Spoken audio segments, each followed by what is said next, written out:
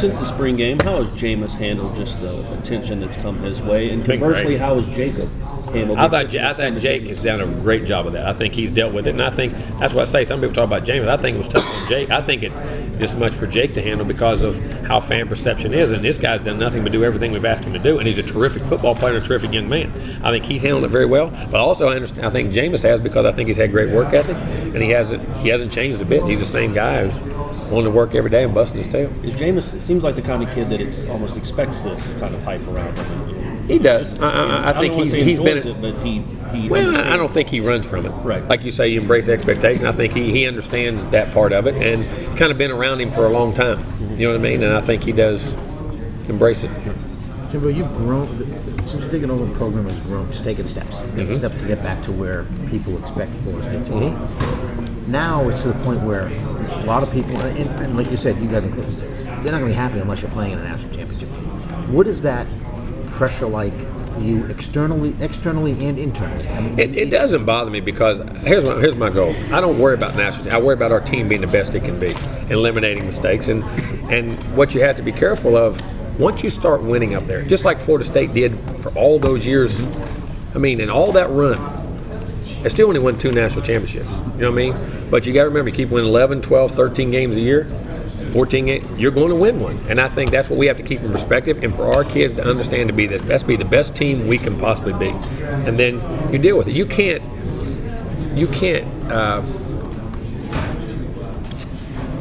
worry that way. You can't think that way. You just know what your team is, what it possibly can be, and put it in a position to be successful. And hopefully, you make the right decisions, and they make the right decisions, and then you go from that. But that is part of our world today. But you can't dwell on that. And even if you've done a great job, you move on and you keep winning because theoretically, it's the only thing we have left to do. When you look at it. Right. So, and if we keep, you say that, and then you get frustrated. Do you hurt your program by making all the, just keep staying the course. You keep winning 12, 13 games a year, we're going to win one, or 2, or 3, or whatever it goes. Jimbo, what's the one personality trait you think you have that makes you an effective coach? I think I'm very passionate about what I do. I truly love what I do, and I think our kids understand that. And I think the other thing is that they know they can trust me as far as what I tell them is going to be true. I don't lie to them. I don't fib to them, and I'm honest with them. I think pure honesty. Because if you're not honest with them, people ain't going to follow you. If you had a lot of people come to you were talking earlier about Bobby, come to you early on in your time here and say, Bobby didn't do it that way. Did you have that happen? No, not a bunch. Probably knew I wouldn't listen. But I'm going to tell you this, and I always say Coach Bowden, Coach Saban, probably is learning from them too. I've been around Les Miles, Terry Bowden, a lot of great coaches, but a lot of great assistant coaches. But I think the thing that both of them have taught me, you look at both those guys, one won more games than ever, the other won 4 national championships. But you know what? They both did it in a different way, and they did from what they believed, and they were exactly who they were. They weren't trying to be somebody else. I think that's the one thing I learned from them both as much as anything. There are different paths to get to where you're going, and you can't be somebody you're not, because people don't follow fake people. You know what I'm saying? Be who you are, believe in what you believe, and when people question it, evaluate your beliefs, but don't change them to change. And if you believe and you know they're right, you got to believe in them.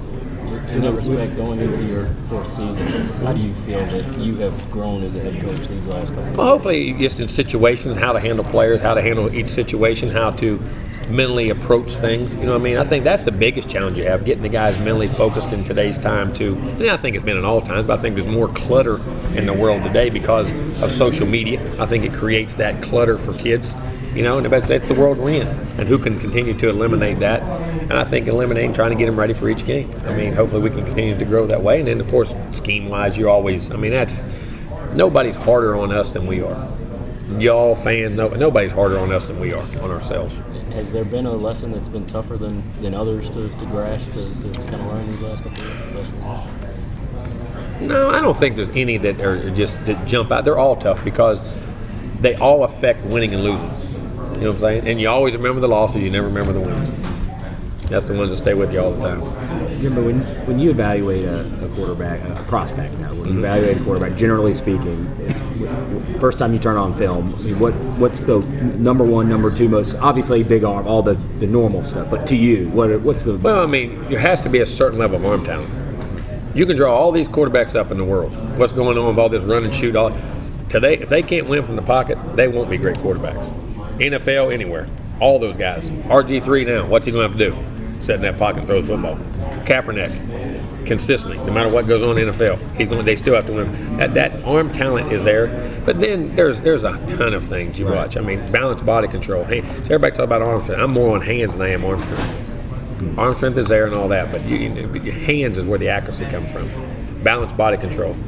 Then you have decision making, processing information, toughness. I mean, toughness is a big one with me. I believe this. You have a soft quarterback, you have a soft team. You have a tough quarterback, you have a tough team. I think they set the.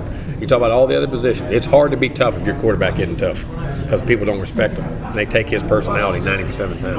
You got a tough one now. Right. We're always going to have one. You're going to have a hard time playing around there. I'm going to tell you that right now. Can you see that the first time all of that? No, I think it's all part of the growing process of getting to know guys. And then, how much information can they process? How much can they comprehend?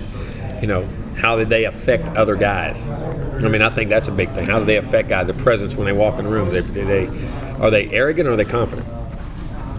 You know what I mean? I mean, there's a huge difference. There's a huge difference in what they do. With so many freshmen having, Heisman Trophy winner being a freshman quarterback, is that the whole notion that a freshman? No. That's gone, right? No, I don't think it's gone. No, I mean that a freshman can't do it. That's. No, I don't think. Well, people have had freshmen do it in the past. I mean, you have tailbacks in this, but you got to be careful. I think each individual is what you got to judge by. Are they capable of doing as freshmen? Yes. I mean, who thought theoretically Herschel Walker should have won a Heisman when he was a freshman? They wouldn't give it to him. He should have been the first one that I can think of in my time. They won the national championship. He was the best player in college football. Hugh Green should have been the first defensive player to ever win it. That was actually the same year, if I'm not mistaken. Yeah. And they gave it to the other guy. Yeah, who was a great player. Yeah. I don't mean that. I mean, but I just think, you can always do it, but I think each individual's got to do it, and I think it depends on situations and circumstances. I mean, because going in, there was no pressure on him. Right. See, and we forget. How many points did he score in the second half of Florida? 0. How many points did he score in the second half of LSU? They only had one first down against Florida in the whole second half. I mean, had all that. How many points he scored in LSU's second half? None. I mean, so there's still growing pains from that. They just come out, and in the Alabama game, he was putting up numbers, and it jumped him right up in there. I mean, there's always the amount of. Now I think it's going to be harder because you're going to hear Mike. Well, he's the next Johnny Manziel. He's the next. You're going to put the pressure on him. He did it at the right time. No, what he did was tremendous. But I think you got to be careful of putting that tag on everybody.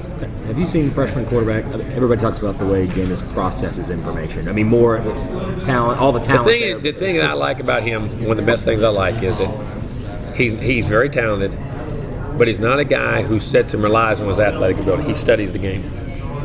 He's learned, and I think that's a process of quarterback you have to really learn to do, and I think he did a great job of watching. Now, Jacob and all them do too, I don't mean that. But for a young guy coming in, I think he's done a great job of studying the game and the whys of it, not just, I'll throw a ball in there because I got a better arm in it. You know what I mean? Or I'll make this play because I'll scramble and I'm a better athlete.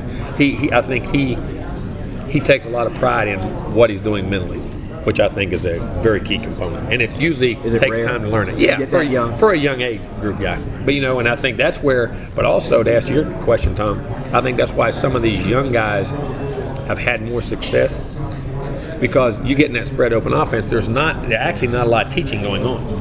I say there is. I take that back. That's a bad word to say, but I mean, it's not as complicated. You know what I mean? It's not. But now going no huddle and going fast, which makes it done. But now what stress does that put on your defense? You know what I mean? And you got to make sure you outscore people and do that. So, I mean, there's some give and take in that whole scenario. I just think you've seen more lately than you did, 20 years ago. You want me to tell you this why? Kids don't stay as long either. Well, no, but you want me to tell you why else you do? 7-on-7. It goes back to high school. Just like they're saying guys in college are more prepared now for the NFL, guys in high school are more prepared in college because they're out throwing the football year-round. And they're getting coached year-round in a 7-on-7. So they're throwing a ton of square ends and high-low reads, and then the amount of reps they're getting is growing, so it's making them better at an early age. Jimbo, I know you're very much for an early signing period, if I remember correct. Yes. How much money or time? I mean, can you quantify what not having it has? I think cost you? significantly. I think it can be significantly in having an early signing period it can give you. I really do. I mean, I think it can save institutions tons of money. It really can, and hopefully it'll continue to grow. And I'm a component of it being before the season. Not change the calendar, don't change anything. Just be able to sign September 1st or August 30th. Or whatever it is. Yeah. Now, I always thought you should be able to take a couple of visits in the spring, but they won't do that. But I mean, I think it is. I think it allows you as a coach the pressure to keep calling all those guys throughout the year. In that. And I'm going to tell you what else. It's going to make the kids easier because as I'm calling, who else is calling? Every recruiting service under the sun. It's good for the kids. If they know and they want to do it, it makes sense, and it makes what's going to be better. Not only that, they're academics. Academically, they're going to be better. Is it coming? Is there a chance?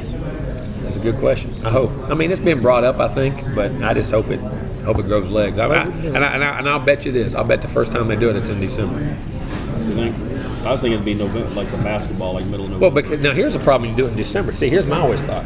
All right, now the contact period goes 1st November. So you have what if we're in a conference championship? Yeah.